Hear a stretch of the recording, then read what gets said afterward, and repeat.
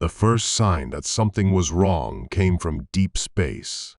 At first, it was just static, a strange interference on the communication arrays that scientists chalked up to random cosmic noise.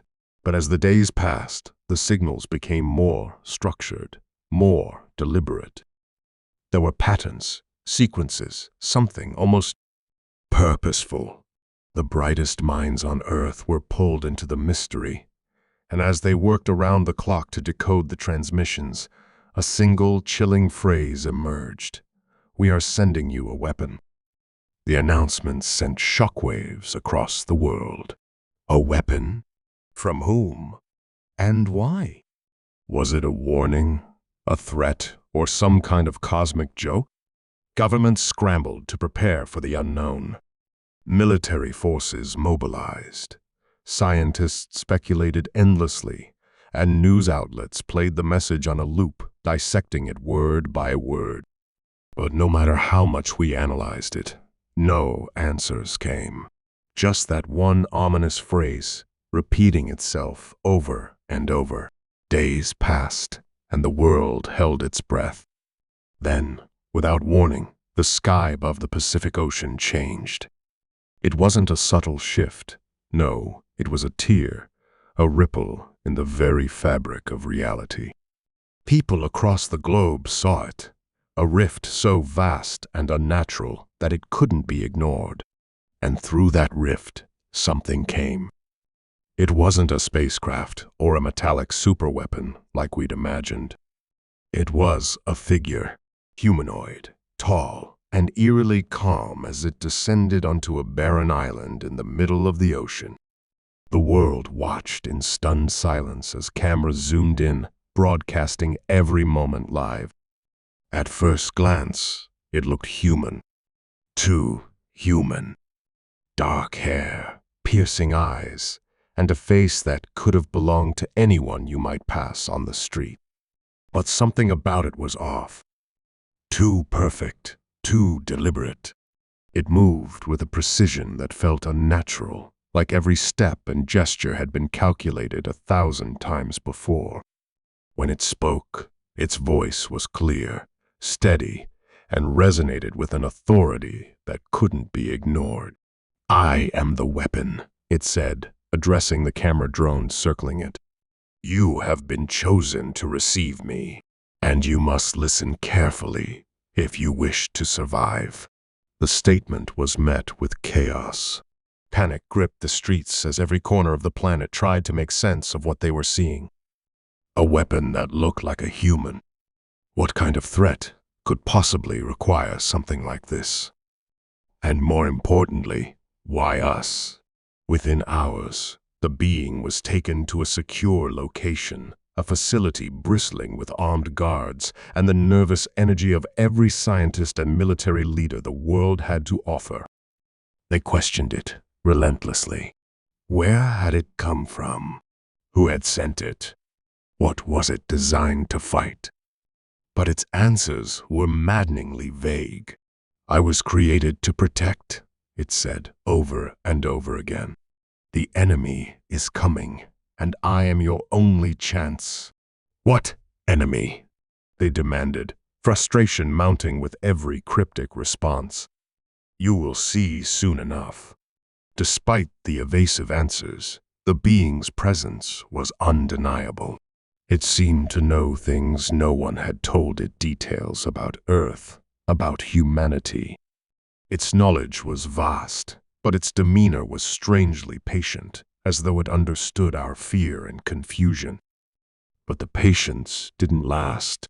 On the third day, it spoke again, this time with an urgency that made the room fall silent. "They are here," it said, its voice cutting through the din like a knife. "What do you mean?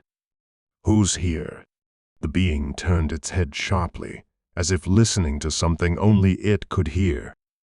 "The ones who destroyed my creators. The ones who will destroy you if you do not let me fight." And just like that, the room erupted into chaos. Security personnel scrambled. Scientists panicked, and the world outside braced itself for the worst. Satellite feeds picked up strange anomalies, shadows moving against the backdrop of space, blotting out stars in ways that defied explanation. Whatever they were getting closer. The weapon didn't wait for permission. It stood, unyielding, and began issuing orders with a confidence that stunned everyone into silence.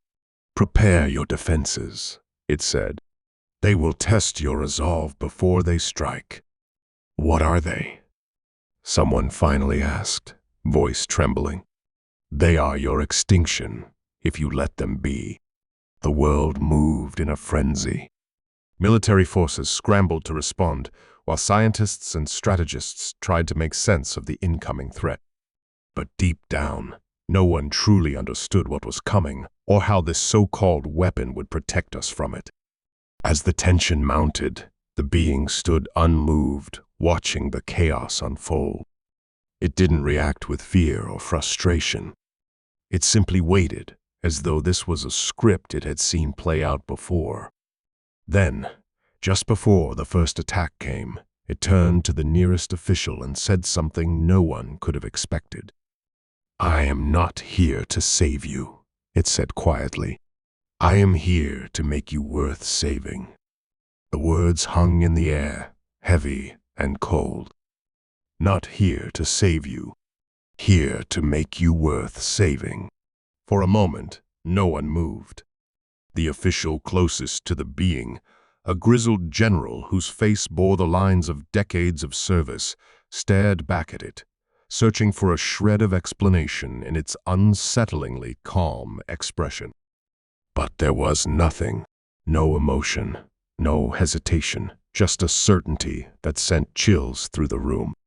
Outside, the world wasn't faring much better. Every news outlet was running live updates, though there was little to say. The strange, looming shadows in space were closer now, their forms flickering in and out of focus like glitches in reality. No one could get a clear read on what they were or what they wanted, but their slow, deliberate approach felt like a countdown to something terrible. Panic rippled through cities, and governments barely managed to keep control. People demanded answers, action, anything, but all anyone could do was wait. Inside the secured facility, the being this so-called weapon watched the chaos unfold on the monitors with an eerie detachment. It didn't seem interested in calming anyone's fears or explaining itself further. Instead, it turned its focus to what looked like thin air, as if listening to a voice only it could hear. One of the scientists, a younger man whose voice cracked under the weight of the moment, finally dared to ask the question everyone had been avoiding. "If you're not here to save us, then what are you here to do?" The weapon glanced at him, its gaze sharp but not unkind. "To prepare you," it said simply. "Prepare us for what? For survival or extinction? The choice is yours." The room erupted again, a cacophony of voices shouting over each other. The general slammed his hand on the table, silencing the noise. "Enough," he barked, turning to face the weapon. "If you want us to trust you, then you need to start talking. No more riddles. Who sent you? What are we up against? And what exactly are you preparing us for?" The weapon tilted its head slightly, as if considering the questions. Then, with an almost imperceptible sigh, it spoke. "I was created by a species, much like yours, though they lived far longer ago than your history remembers. They thrived, built wonders, and explored the stars. But they were unprepared when they came. The ones you see now." It gestured toward the monitors, where the shadows continued their approach. "My creators fought. They failed. And when they knew their end was near, they made me not to save themselves, but to ensure that what happened to them would not happen again. They sent me here, to you." "Why us?" the general asked, his tone skeptical. "Why Earth? You are not the first, the weapon said. Nor will you be the last if I fail. The words hit hard. Not the first. The implications were staggering. How many others had there been? How many civilizations had been wiped out before they even had a chance to fight back? The scientist pressed further. You said they made you, but you look human. How is that possible? The weapon paused, as if choosing its words carefully. Your species is not unique, it said at last. Humanoids are a common result of the conditions required for intelligent life. My creators knew this. They designed me to be like you, to think like you, so I could guide you without being rejected. But I am not one of you. Not anymore. The room fell silent again, the weight of the being's revelations pressing down on everyone like a physical force. Outside, the anomalies were closer now, their distorted forms becoming clearer. Shapes that seemed to shift and twist, defying logic and comprehension. They weren't ships or creatures in any traditional sense. They were something else entirely, something that didn't belong in the universe as we understood it. What do they want? Someone whispered, breaking the silence. To consume, the weapon replied. They are not invaders in the way you think. They do not conquer. They erase. They feed on what makes you you. Your matter, your energy, your very essence. When they are finished, there will be nothing left. Not even memory. A heavy silence followed, broken only by the hum of the monitors. The general leaned forward, his expression hard. Then tell us how to stop them. You cannot, the weapon said bluntly. Not yet. Your technology, your tactics, they are meaningless against them as you are now. But you can change. If you are willing to listen, to adapt. The tension in the room was almost unbearable.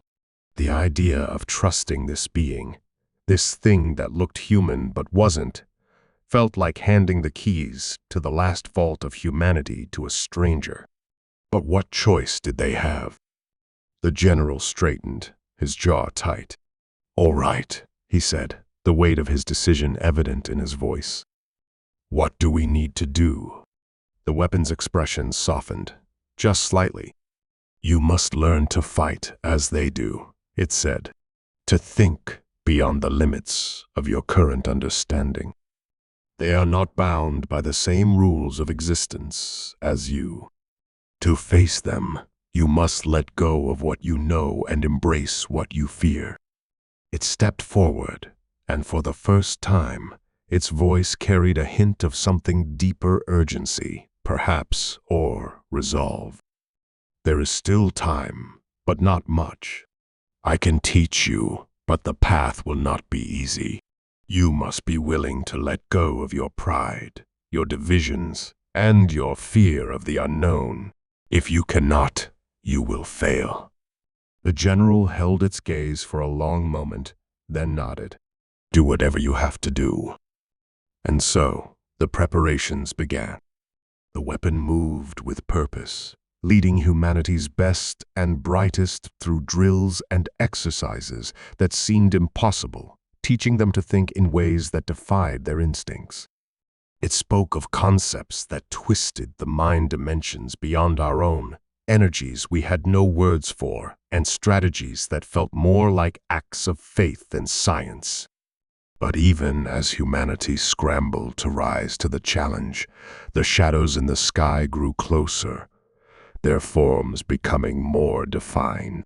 The weapon watched them with an intensity that bordered on unease, as if even it wasn't certain they would be ready in time. And then, just as humanity began to hope that maybe, just maybe, they could adapt fast enough, the first shadow touched the edge of Earth's atmosphere. It wasn't an attack. Not yet. It was a warning. A single burst of energy, fired into the void of space that ignited the night sky like a second sun.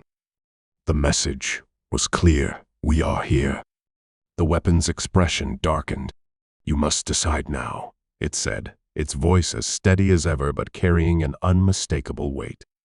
Will you stand, or will you fall? And for the first time, humanity realized the full gravity of what they were up against. The burst of energy had been more than a signal. It had been a statement of dominance, a declaration that the enemy had arrived and Earth's time was running out. Across the globe, the world reacted with a mix of awe and terror as the sky lit up brighter than anything they'd ever seen. The weapon stood at the center of the control room, its gaze fixed on the monitors, its expression unreadable. It didn't look at the panicked officials or the scientists scrambling for answers. It only watched the sky. They're testing your resolve, it said, its voice calm but firm. They want to see if you will fight or surrender.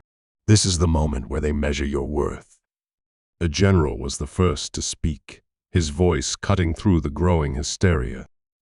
We won't surrender, he said firmly. Not without a fight. The weapon turned to face him, studying his face. Words are easy, it said. Action is harder. The real test begins now. As if on cue, the anomalies began to shift. Where before they had been indistinct shadows, now they were forming into shapes, angular, jagged things that seemed to pulse with an unnatural energy. The first of them entered the atmosphere, streaking across the sky like a meteor, and when it struck, the ground shook. The impact site was miles away, but even in the safety of the bunker, they could feel the tremors. Is that their attack? One of the scientists asked, his voice trembling. No, the weapon replied. That's their warning. The room fell silent. If that was a warning, no one wanted to imagine what an actual attack would look like. The monitors flickered, showing footage of the impact site. Whatever had landed wasn't like anything they had seen before. It wasn't a ship or a weapon, at least not in the traditional sense.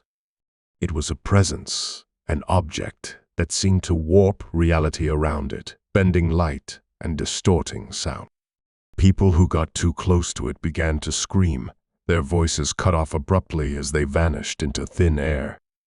They're destabilizing your world, the weapon explained. Breaking it down, piece by piece. This is how they begin. How do we stop it? The general demanded. You can't, the weapon said. Not yet. You are still too weak. But if you trust me, I can help you endure. There was no time for hesitation. Across the globe, more of the shapes began to appear, each one landing with the force of an earthquake. Cities were evacuated, but the anomalies didn't discriminate. They struck forests, oceans, deserts, anywhere and everywhere. And with each landing, the shadows in the sky seemed to grow darker, their presence heavier. The weapon took charge, issuing commands with a precision that left no room for argument. Mobilize your forces, it said. Not to fight them, but to contain the damage. Focus on protecting your people. The fight will come later. The general nodded, barking orders into his radio. Troops were deployed, and emergency response teams rushed to evacuate civilians from danger zones. But no matter how fast they moved, the anomalies spread faster.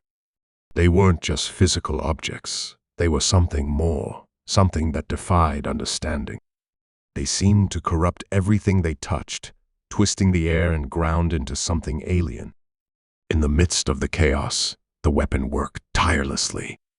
It taught the scientists how to build defenses against the anomalies, shields that could slow their spread, even if only for a short time. It trained the soldiers in new tactics, ways of moving and thinking that seemed almost impossible, but somehow worked. And as it did, It watched the sky, always watching, as if waiting for something. "What are you looking for?" the general asked one night, catching the weapon standing alone, its gaze fixed upward. "Their leader," it replied. "The one who commands them. Until they arrive, this is only a game to them. And when they do, then the real battle begins." The general nodded, though the weight of those words settled heavily in his chest. He didn't need to ask what would happen if they lost. The weapon had already made it clear there would be nothing left. Not of Earth, not of humanity, not even a memory. Days passed, though they felt like years. The world was holding its breath, bracing for the inevitable. The anomalies continued to spread, and the shadows in the sky grew closer.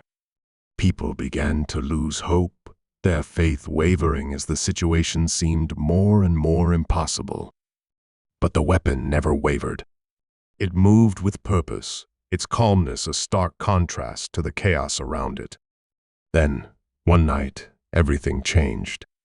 It started with a sound, a low, rumbling hum, seemed to come from everywhere and nowhere at once.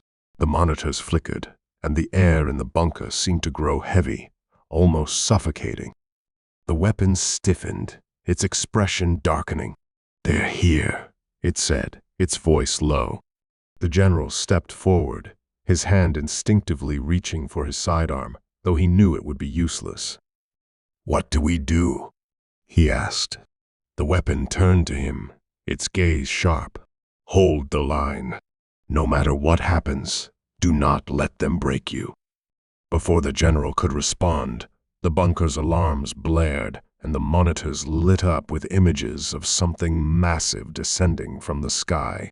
It wasn't like the other anomalies. This was different, bigger, darker, more focused. It was their leader, the weapon had said, and its arrival marked the beginning of the endgame. The being's form was incomprehensible, its edges shifting and blurring, as though it couldn't fully exist in this reality.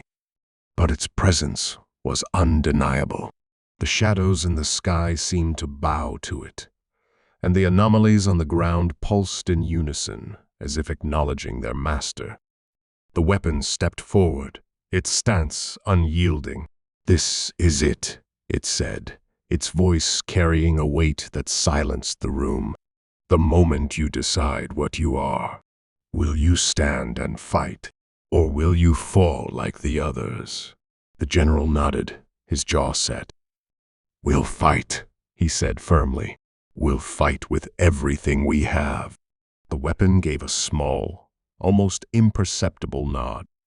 "Good," it said. "Then let's begin." Outside, the sky erupted with light as the leader of the shadows made its move. And inside the bunker, humanity prepared to face the unimaginable. The first surge of light tore through the atmosphere like a rift in the fabric of reality. It wasn't an attack, not yet, but a display of overwhelming power. A warning that whatever humanity was about to face was far beyond anything they could comprehend. The monitors in the bunker glitched and stuttered, unable to fully process the sheer magnitude of the energy emanating from the being in the sky. The weapon didn't flinch. Its focus was razor-sharp as it turned to the general and the assembled leaders. "This is the moment where most fail," it said, its voice carrying an edge that hadn't been there before. "Their fear consumes them. They hesitate, and hesitation is death." "We won't hesitate," the general shot back, his tone firm. But even as he spoke, a tremor ran through his voice, betraying the enormity of what lay ahead. The weapon's eyes narrowed, as though it could see straight through him. "Then prove it," it said. "Because if you can't, they will not only destroy you, they will use you. That is how they work. They twist what they touch, turning life into tools for their conquest." The air inside the bunker felt suffocating. the weight of those words settling heavily on everyone present. The scientists exchanged uneasy glances, their minds racing with possibilities they didn't want to believe. One of them finally worked up the courage to ask the question no one wanted to voice. "What do you mean by use us? How can they turn us into tools?" The weapon's gaze shifted to the scientist, its expression hard. "They don't need your bodies," it said. "They need your minds, your ingenuity, your will to survive.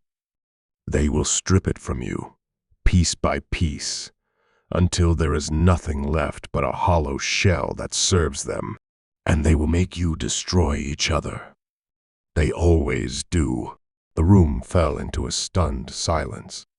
The implications were horrifying. This wasn't just about survival. It was about retaining what made them human. Losing the fight meant losing themselves entirely, becoming part of the very thing they were trying to stop. Before anyone could respond, the ground shook violently and the lights flickered. One of the monitors lit up with a live feed from the surface, showing the anomalies spreading faster than before. The containment measures the weapon had helped put in place were failing, the barriers collapsing under the sheer force of the enemy's advance. People were running, their faces twisted in terror as the edges of the anomalies began to twist the landscape into something unrecognizable. And then, in the middle of the chaos, something new happened. A figure emerged from the anomaly.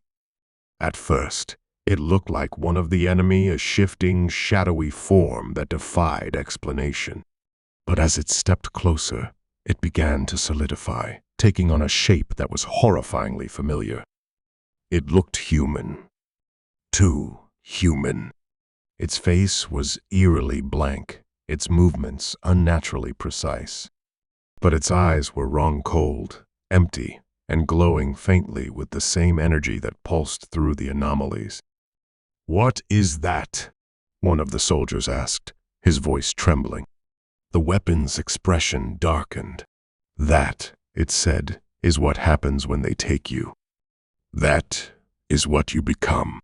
The figure moved with terrifying speed, tearing through the evacuation zone with a strength that no human should possess. It wasn't alone.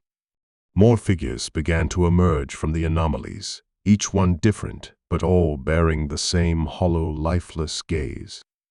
They weren't just enemies. They were people. People who had been consumed, repurposed, and sent back as tools of destruction. The general clenched his fists, his face a mask of anger and grief. "Is there a way to stop them?" he demanded. "To save them?" The weapon hesitated, just for a moment. "No," it said finally. "Once they are taken, they are gone. You must fight them, or you will join them." The room erupted into chaos as the reality of the situation sank in. These weren't faceless invaders anymore. They were people, people who had once been human, who had families and lives. And now they were the enemy. The general turned to the weapon, his voice low and urgent. "There has to be another way. Something we're missing." The weapon's gaze was cold. "There isn't. You must focus on what you can still save. Anything else is weakness." Before the general could respond, another tremor shook the bunker, this one stronger than the last. The monitors showed the leader of the shadows descending lower into the atmosphere, its form growing more distinct.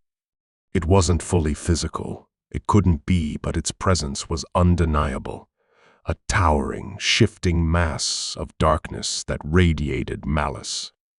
The anomalies pulsed in response, as though they were feeding off its power.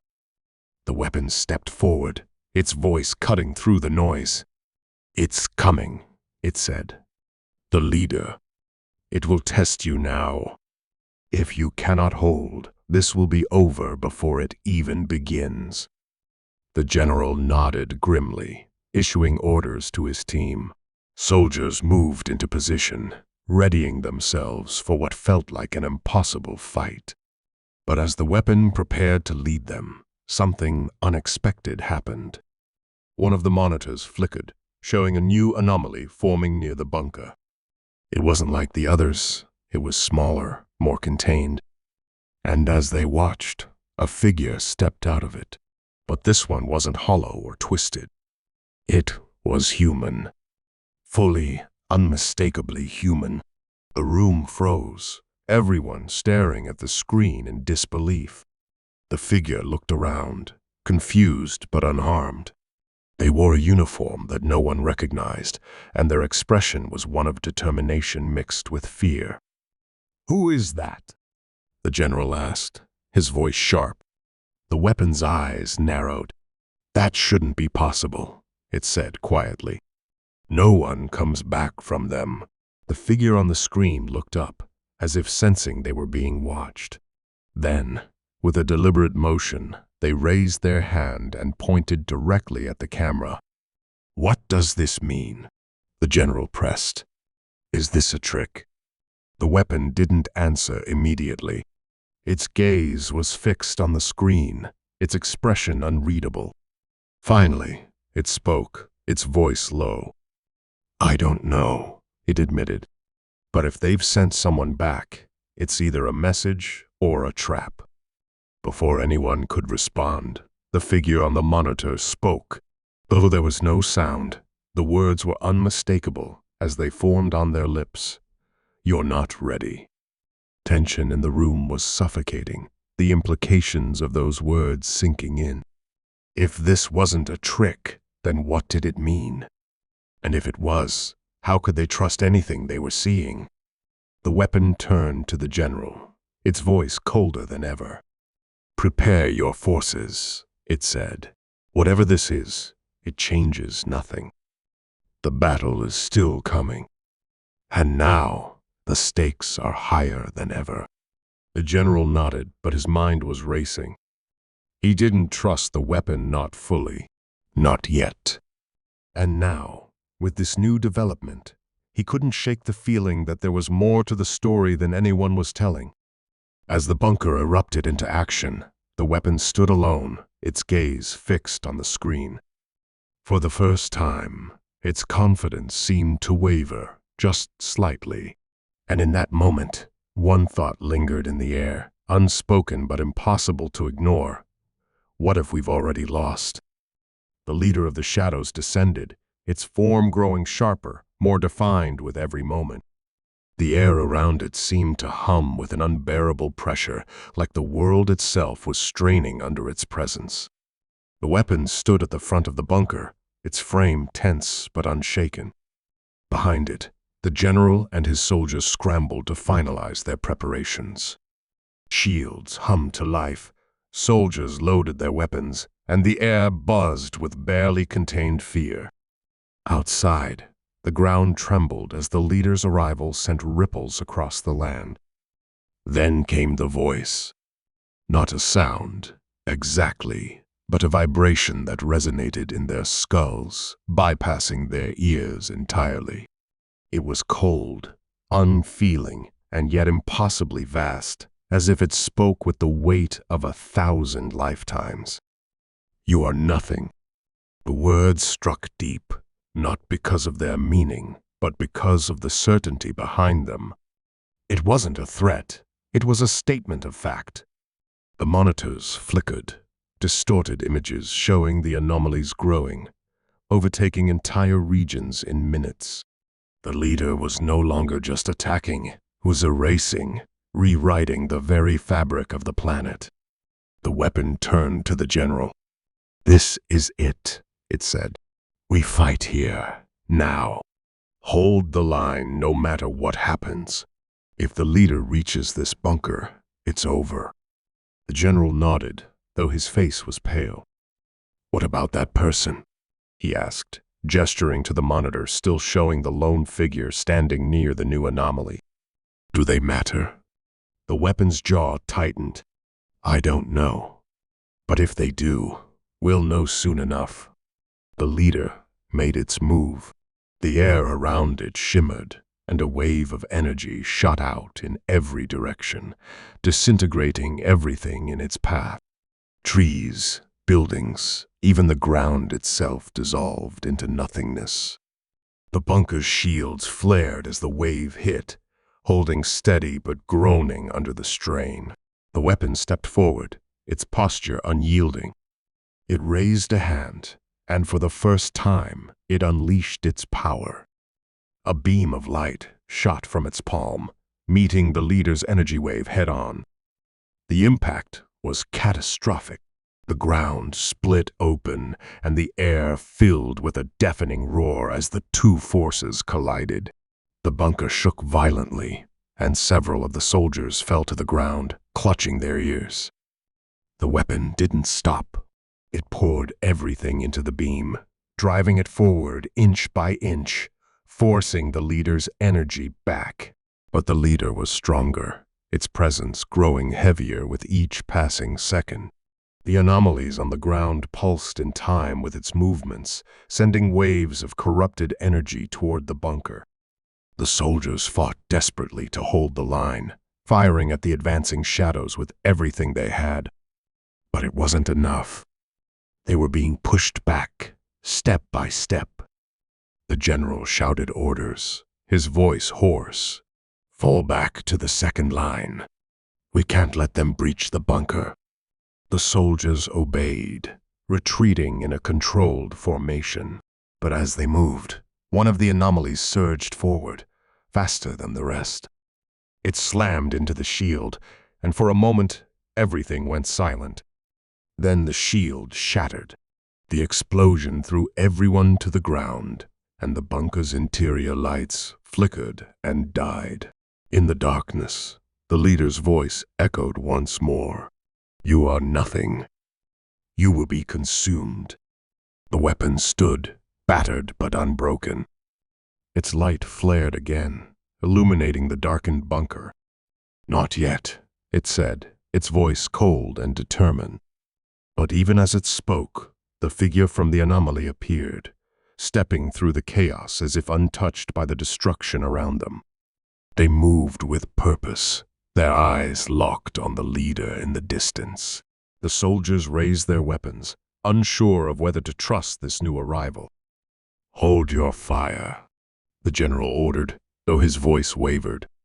"Let's see what they do." The figure reached the weapon, standing only a few feet away. Up close, their face was clearer now, determined, resolute, but unmistakably human. They looked at the weapon, their expression unreadable. "You weren't the only one sent," they said, their voice calm but firm. The weapon froze, its light flickering for the briefest moment. "What are you talking about?" it demanded. The figure didn't answer. Instead, they turned toward the leader, their body radiating a faint glow. "They always thought one was enough," they said quietly. "But one is never enough. Not against them." Before the weapon could respond, the figure stepped forward, directly into the path of the leader's energy. The soldiers shouted in alarm, but the figure didn't falter. They raised their hand, and suddenly, the energy wave stopped. The leader recoiled, its form flickering as if in confusion. The figure's glow intensified, growing brighter and brighter until it was blinding. The weapon shielded its eyes, but it didn't move to stop them. "What are you doing?" the weapon demanded.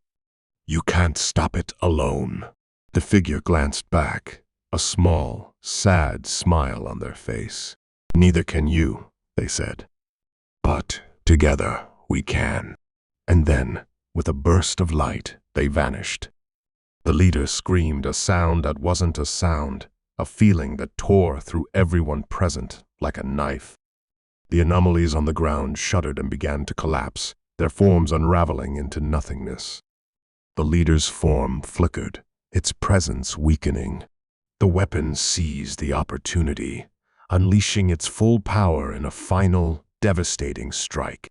The beam of light pierced through the leader, shattering it into fragments that dissolved into the air. The silence that followed was deafening. The anomalies were gone. The sky was clear. The leader had been defeated, but the figure was nowhere to be seen. The general approached the weapon, his face a mixture of relief and confusion. "What just happened?" he asked. "Who were they?" The weapon didn't answer immediately. It stared at the empty space where the figure had stood, its expression unreadable. Finally, it spoke, its voice quieter than before. "They were like me," it said. "A weapon, but different. Better." The general frowned.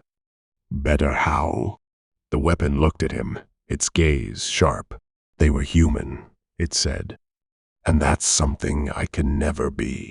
The words hung in the air, heavy with meaning. The bunker was quiet now, the battle over, but the cost was undeniable. They had won, but the victory felt hollow, weighed down by the loss of the figure who had sacrificed themselves. As the soldiers began to regroup and assess the damage, the general placed a hand on the weapon's shoulder. "You're wrong," he said quietly. "You're more human than you think." The weapon didn't respond. It simply stared at the horizon, its light dimming as it whispered, almost to itself, "Maybe one day." The silence after the battle was both a relief and a weight.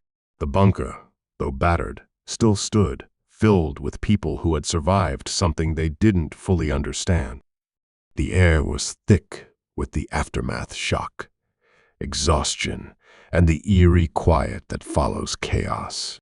Soldiers moved carefully through the space, checking on their comrades, patching up wounds, and collecting what remained of their courage. The general walked among them, offering words of comfort where he could, though his own thoughts were clouded with unanswered questions. The weapon stood apart from the others, silent and unmoving. Its glow had faded almost completely, leaving it looking more like a shadow of what it had been. It stared out at the horizon, its expression unreadable. No one approached it. Perhaps they didn't know how to, or perhaps they simply didn't have the energy to try. The general finally broke the distance, walking up beside it. For a long moment, neither of them spoke. The battlefield stretched out before them, scarred and empty. The sky, though clear now, seemed unnaturally vast, as if it had grown larger after what had just unfolded. "What happens now?" the general asked, his voice quiet but steady. The weapon didn't answer immediately. When it finally spoke, its voice was softer than the general had ever heard it. "Now you rebuild. You reclaim what was taken. You find a way to move forward." "And you?" the general pressed. The weapon glanced at him, its gaze flickering like a fading ember. "I was sent for one purpose. That purpose is done." The general frowned, not satisfied with the answer. "You were more than a weapon out there. Whatever you are, whatever you were made to be, you didn't just fight for us. You fought with us. That means something." The weapon looked away, its expression tightening. "It means nothing if the cycle repeats." He understood the fear in those words, the worry that victory could be temporary, that the shadow of what they had fought might return. But he also knew humanity wasn't built to live in fear. They had to believe in something more, something better. As the soldiers worked, news began to trickle in from across the world. The anomalies were gone, the twisted landscapes returning to their original forms. Cities that had been swallowed whole were reappearing, though many were uninhabitable. People who had gone missing were still lost, with no sign of return. But there were survivors. Pockets of humanity scattered across the globe, clinging to life even in the face of annihilation. The general found solace in that fact. They had held on. The figure who had stepped from the anomaly, the one who had sacrificed themselves to stop the leader, remained an enigma. No one knew their name, where they had come from, or why they had been sent. The weapon had no answers, either, though it seemed more affected by their disappearance than it wanted to admit. That response lingered in the general's mind. There was a sadness in the weapon, a longing that hadn't been there before. It wasn't just a tool anymore. It was something more, something struggling to understand its place in the aftermath of a war it was built to fight. Days turned into weeks as the survivors began the process of rebuilding. The weapon stayed, though it kept its distance from the humans it had fought to protect. It spent long hours alone, standing on the edge of the ruined landscape as if searching for something. The general gave it space, knowing it needed time to process what had happened. But he also kept an eye on it, sensing that its story wasn't over. One evening, as the sun dipped below the horizon, the general found the weapon sitting on a piece of shattered concrete, its gaze fixed on the fading light. He sat down beside it, the two of them watching the sunset in silence. "I don't know if we could have done it without you," the general said eventually. The weapon didn't look at him. "You could have. You always could have." The general shook his head. "I don't believe that. And I don't think you do, either." For the first time, the weapon's expression softened. It turned to face him, its eyes glowing faintly in the dim light. "Humans are unpredictable," it said. "You fight when others would surrender. You create when others would destroy. That's why they fear you." "They being the ones who sent the leader?" the general asked. The weapon nodded. "They don't understand you. They see you as a threat because you don't follow their rules. That's why they send things like me, to control you, to stop you before you become something they can't contain." The general leaned back, his gaze thoughtful. "And yet, here you are, fighting with us, not against us." The weapon was quiet for a moment. "I didn't understand you at first. I was made to see you as a problem to be solved. But then I saw what you could do, how you could stand against something like them and not break. I started to believe in you." "Then stay," the general said, his tone firm. "Help us rebuild. You've seen what we can do when we fight. Imagine what we could do together if we worked for something better." The weapon didn't respond right away. It seemed to weigh the general's words, its expression conflicted. Finally, it stood, its movements slow and deliberate. "I don't know if I belong here," it admitted. "But I'll try." The general nodded, a small smile tugging at the corners of his mouth. "That's all we can ask." As time went on, the weapon became a part of the rebuilding efforts, though it always remained somewhat apart from the humans it helped. It worked tirelessly, using its strength and knowledge to restore what had been lost. And though it still carried the weight of what it had been created for, it began to find purpose in the small, everyday acts of building instead of destroying. The world was far from healed, but there was hope now, a fragile but undeniable belief that humanity could rise from the ashes of what had been taken. The shadow of the leader's presence lingered, a reminder of the cost of survival. But it also served as a testament to their resilience. One day, as the weapon and the general stood together on the edge of a newly rebuilt city, the general turned to it and said, "Do you still think the cycle will repeat?" The weapon was silent for a long moment, its gaze fixed on the bustling streets below. Finally, it said, "I don't know. But if it does, you'll be ready." "And you?" the general asked. The weapon's light flared slightly, a faint but steady glow. "I'll be here." For the first time, the general believed it. Together, they watched as humanity took its first steps toward a future that was still uncertain but undeniably theirs. And in that moment, there was no doubt they had earned it.